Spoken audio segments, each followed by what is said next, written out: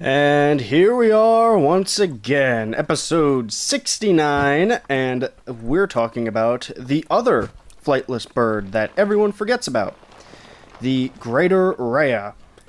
It is related to the other ratites, but this one is quite unique. But while the animal is cool and unique, apparently the scientists that found and taxonomized it were having an off day because the scientific name of such an elegant creature is Rhea americana. Just the pinnacle of creativity there. But their common name is actually pretty unique. Rheas are named after the Greek titan of the earth and fertility.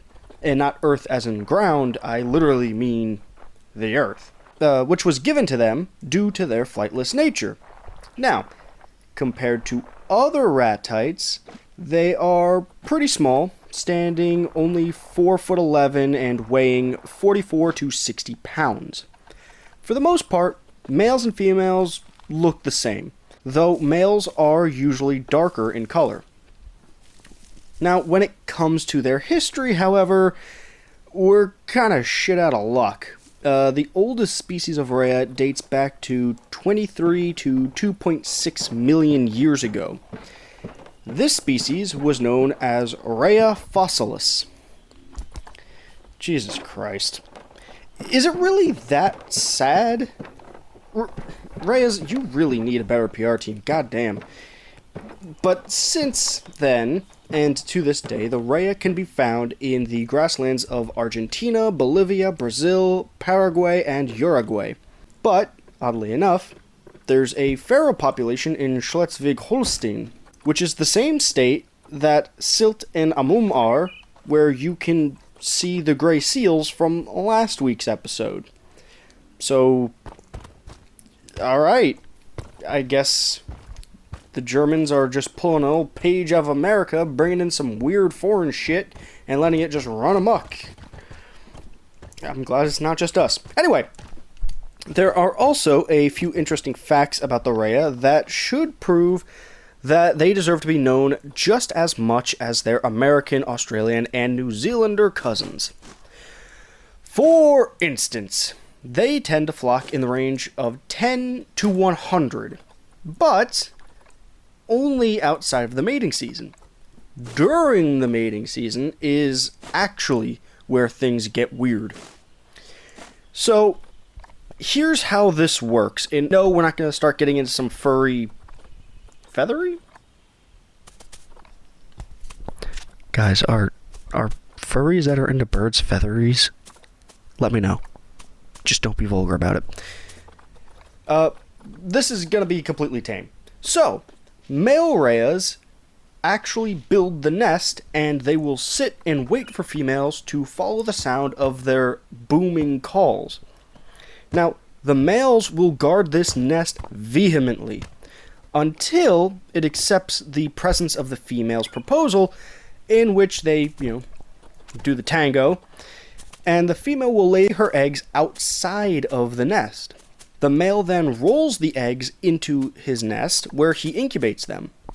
And this cycle can continue a dozen times, and any one nest can have as many as 80 eggs.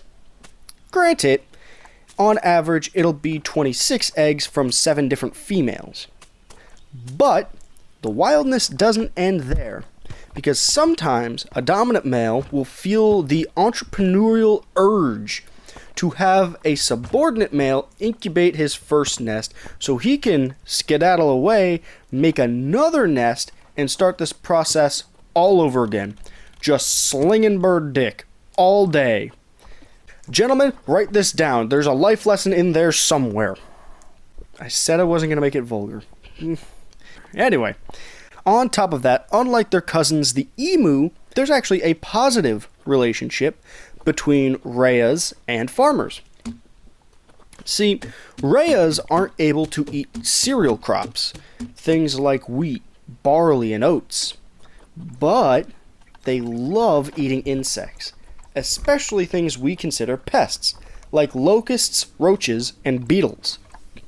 This helps protect the crops without using pesticides, which, if you know anything about how those work and the controversies in the American food system, pesticides are kind of detrimental to consumers in a very horrible way. But that's a story for another time.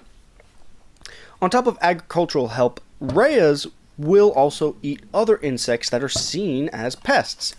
Things that even other animals would avoid to eat, like stinging ants.